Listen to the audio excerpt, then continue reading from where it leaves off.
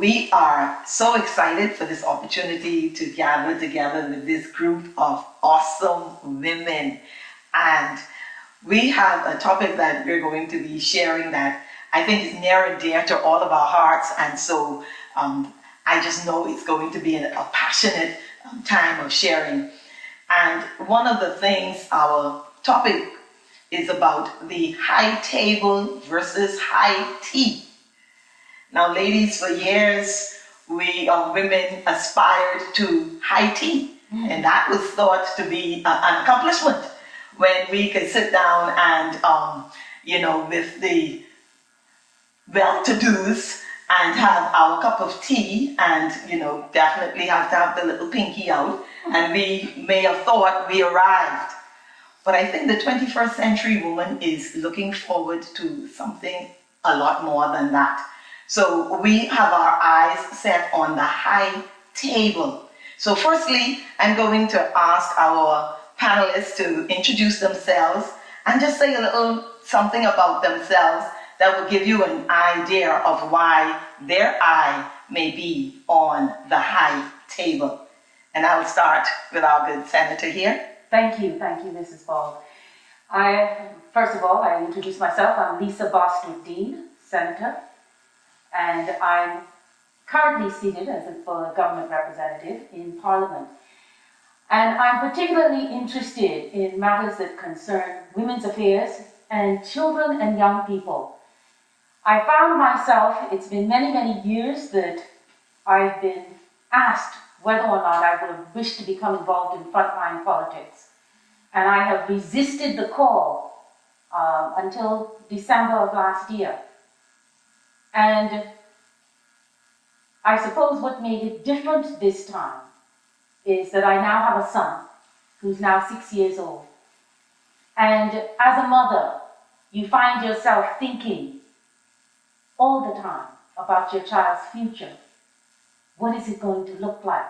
What will be here for him? And more particularly in the Bahamas, will this be a place that he will be safe in 20 years, in 15 years? And that began to pull at my soul as I watched everything happening in our country. And when the call came, for the first time in successive calls, I answered the call. I answered the call for the future. And I suppose his existence brought home the reality of the need for us to report to the front line and to seek to make it. Excellent. Thank you kindly, Dr. Sincere. Well, good afternoon, and thank you for having me. Well, unlike Senator Bostwick-Dean, I haven't, before this year, actually been invited to the high table. But the whole thing for me is that we as women need to stand up. I accepted the call because there must be we must be represented at the high table. The policy decision tip, that's where we need to be. And as Senator Bostwick-Dean mentioned about the future of her son, I guess what the impetus for me actually coming and offering myself was being a researcher that I am. I come from an educational background, 38 years in education, and so I always ask questions and do informal research from formal research. But a question I've been asking for pre-COVID, this was for about a year, just over a year, pre-COVID, about 170 persons, all different demographics. And the question is very simple. How has the quality of your life improved over the last 10 and 15 years? How have the quality of your family's life improved? Give me some tangible indication of the improvement. I found one man in all of that time, nearly 170 persons, who said the quality of his life had improved. However, it was when he lived in Atlanta, for 3 years. And he said then I had to return to the doldrums because my mother got ill. Excellent. You felt the pull, the call. Yes.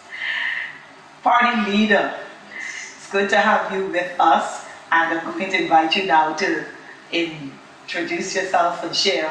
Why are you a party leader for the High Table? It is good to be here. My name is S. Ali McIntosh. I'm the servant leader of the Bahamas Constitution Party. Of course, I founded the party in 1998, and we have pursued at least, this is the third general election of which we will pursue the leadership of the Commonwealth of the Bahamas. I do believe, though, that it is necessary that many more women must be at the table. The point of that is that we are part of the decision making. When there are too few women at the table, it appears that the women becomes part of the boys' club.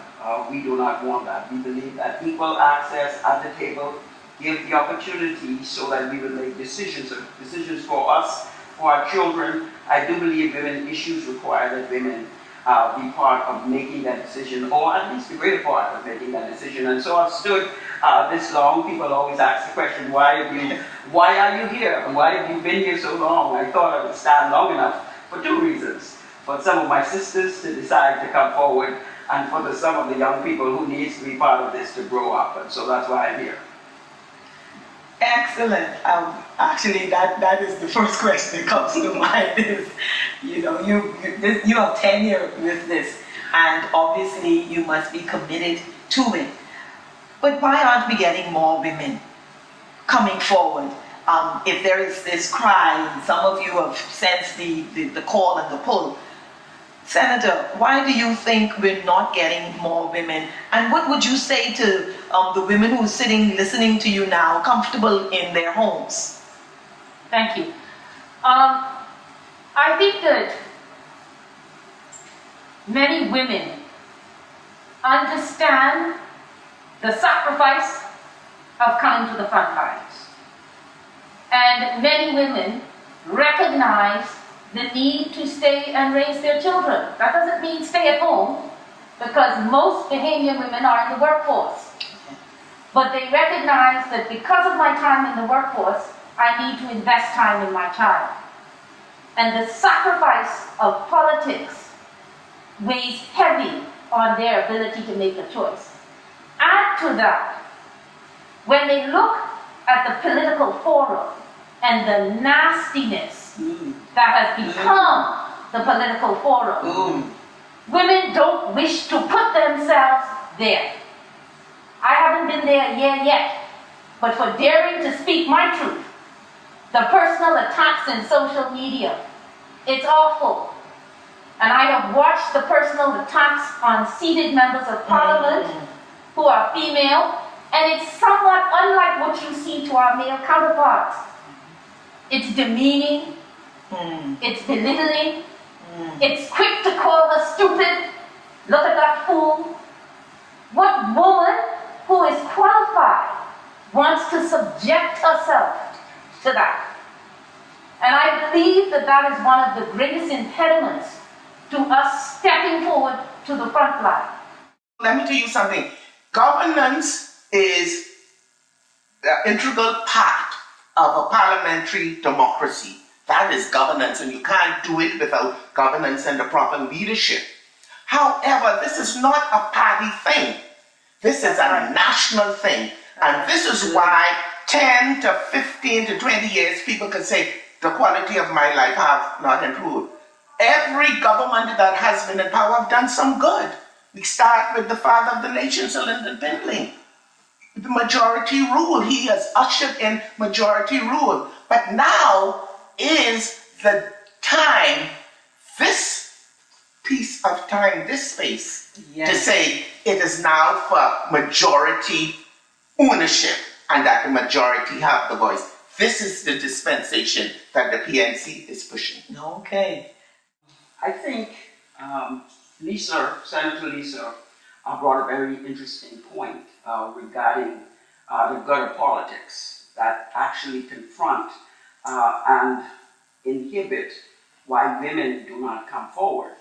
Women, as a political person for the last 20 years, I have had almost every conceivable thing said to my face.